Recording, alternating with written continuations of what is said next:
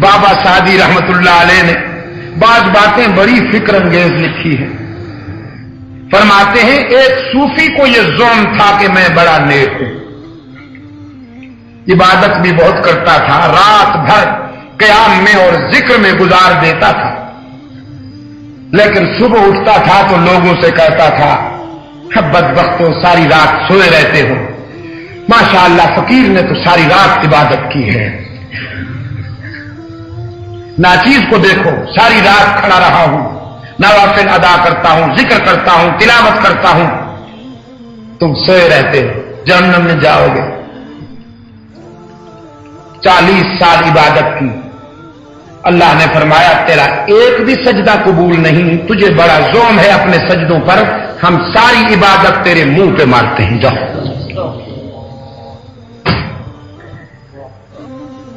حضرت امام مالک رحمت اللہ علیہ ان کی سیرت میں ایک بات ملتی ہے کہ آرزو تھی کبھی بیت اللہ کا اس طرح طواف کروں کہ میرے سوا کوئی نہ ہو، اکیلا بیت اللہ کا طواف کروں، پھر اللہ سے کہوں گا آج اگر یہ ناچیز بندہ تیرا نہ ہوتا تو تیرے گھر کا طواف کرنے والا ہی کوئی نہیں تھا. یہ پیار کی باتیں ہیں، امام مالک جیسے لوگ کر سکتے ہیں. فرماتے ہیں موقع کی تلاش میں تھا، پھر رات کو جب بھی پہنچا طواف کرنے والے موجود، دن کو شدید گرمی پہنچا تو طواف کرنے والے موجود. ایک دن شدید طوفان آیا، اولے پڑے. میں نے سمجھا آج اس طوفان میں کون آ سکتا ہے، بڑا اچھا موقع ہے. بیت اللہ میں تشریف لائے، دیکھا کہ اولاد آدم میں سے تو کوئی نہیں تھا، آدمی تو کوئی نہیں تھا.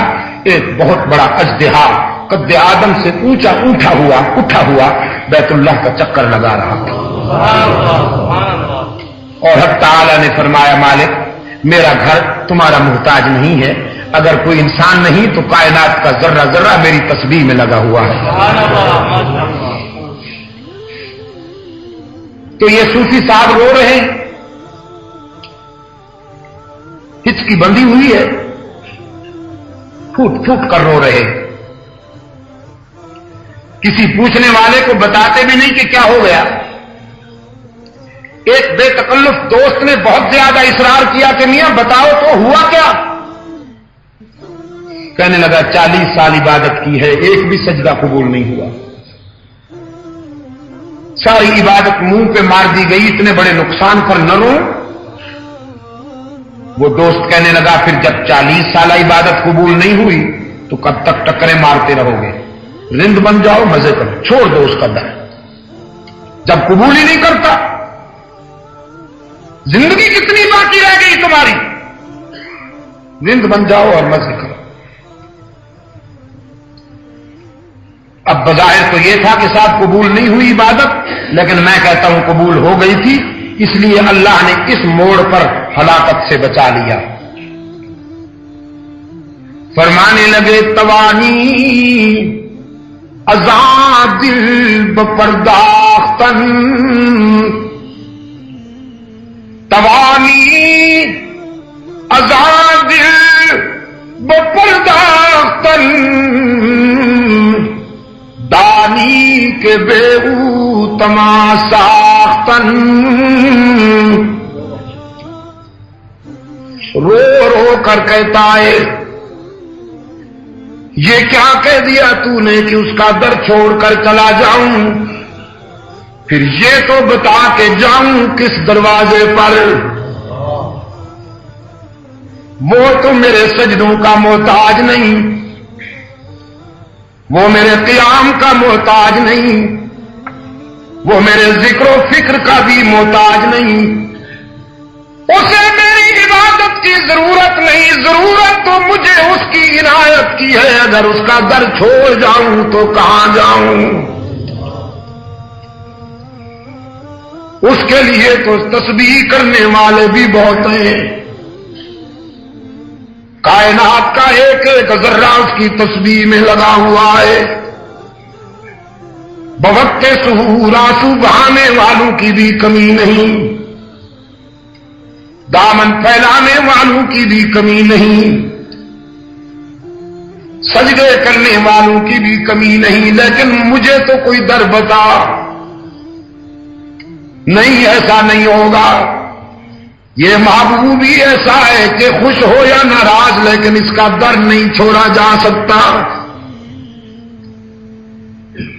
سارا دن روتا رہا،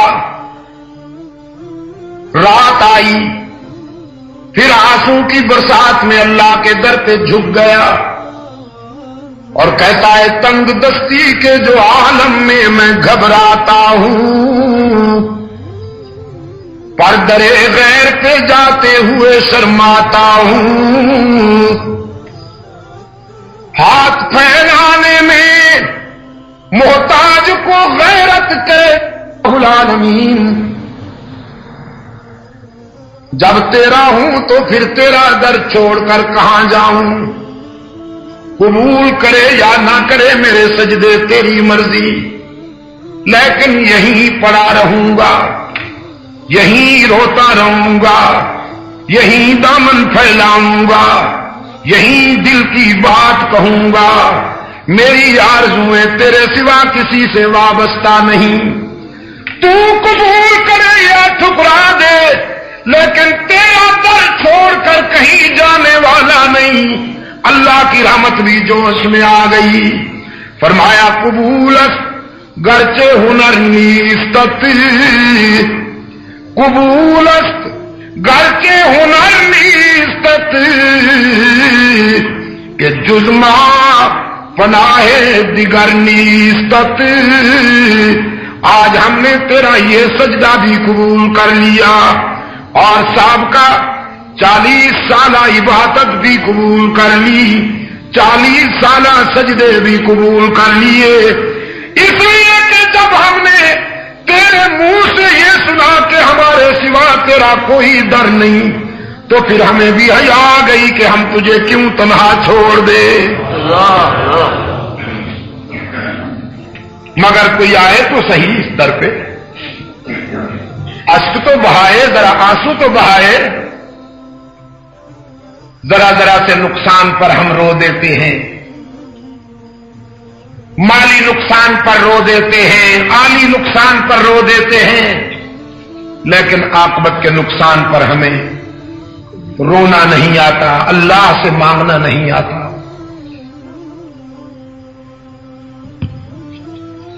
اللہ کے رسول صلی اللہ علیہ وسلم نے فرمایا کہ 2 قطروں پہ جہنم کی آگ حرام کر دی گئی ہے، ایک شہید کے جسم سے ٹپکنے والا خون کا قطرہ اور ایک گنہگار کی آنکھ سے ٹپکنے والا آنسو، ان دونوں پر جہنم کی آگ حرام کر دی گئی۔ میں اس لیے اپنے دوستوں سے عرض کیا کرتا ہوں کہ رات کا تھوڑا سا حصہ اس کے لیے مخصوص کر لیجئے،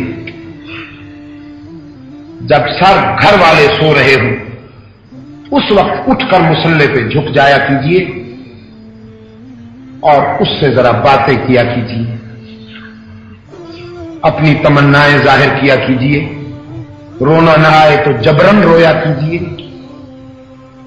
جس طرح بچہ حجت میں اپنے باپ سے لپٹ لپٹ کر مانگتا ہے، آپ بھی اپنے اللہ سے لپٹ لپٹ کر مانگا کیجئے، پھر دیکھیے زندگی میں کیسی بہاریں آتی ہیں۔